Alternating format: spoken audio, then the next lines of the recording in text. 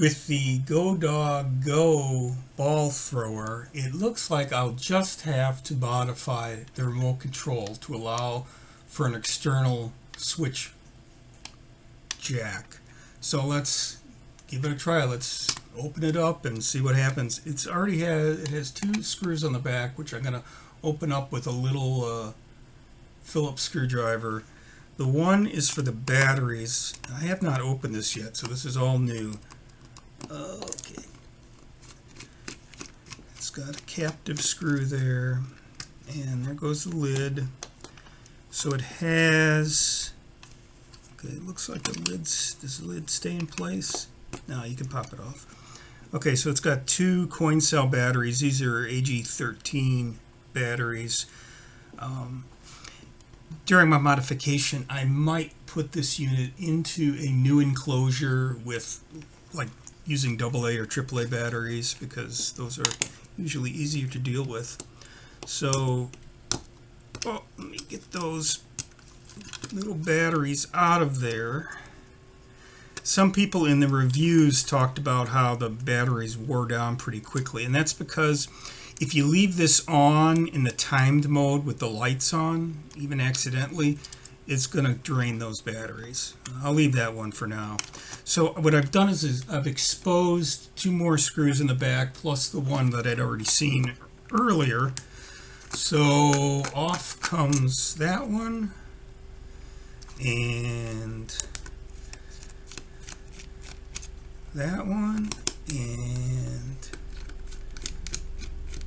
that one. Look like they're all the same size screws, so you don't have to worry about that. Sorry about the noise outside, but the army is doing maneuvers. So I took 3 screws out. I'll probably do both batteries, but I just want to quickly go in here. So pop it open. Looks like this is a pretty standard sort of setup. So it has 2 micro switches, 1 micro switch here, 1 micro switch here, on a nice little board. So this really, I could probably fit this into a little case if I wanted to. Or, there's enough room here too for me to just hack this one. So I'm not going to touch that switch 1. Switch 2 is what does the trigger the play button. So I will probably tack solder. I might have to take this board off. Tack solder onto that switch probably a little 1/8 inch or 3.5 millimeter dongle, and then that you could use your standard cables to. Oh, all these screws are the same size. That's very nice. Helps with, you don't have to remember which is which. There's that little board. Okay, so there's no way to get at the switch from the back side because it's a multi-layer board. That's fine. So I'll just tack solder onto there. There might even be a test point that I could solder into. I see a couple of test points around. So there we go. Sorry, I'm not looking at my screen, so I'm forgetting when I'm getting on a screen. So this switch 2 is the play. This switch 1 is to set the timer. We're not going to adapt that. I'm just going to adapt this.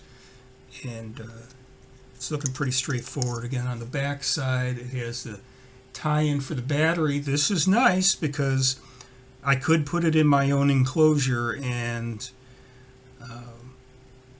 it'd be easy to switch out the power supply. These are hand soldered. Always interesting to see on these things what's hand soldered and whatnot. Most of it's put in by machine, except the LEDs and the antenna wire. So this looks really, really easy to get into. It already has a ton of space inside, so I could put a jack right in here if I wanted to instead of a dongle. Really happy with the way that they've designed this. Kudos to them for keeping it simple and hackable. So this is definitely a hackable device.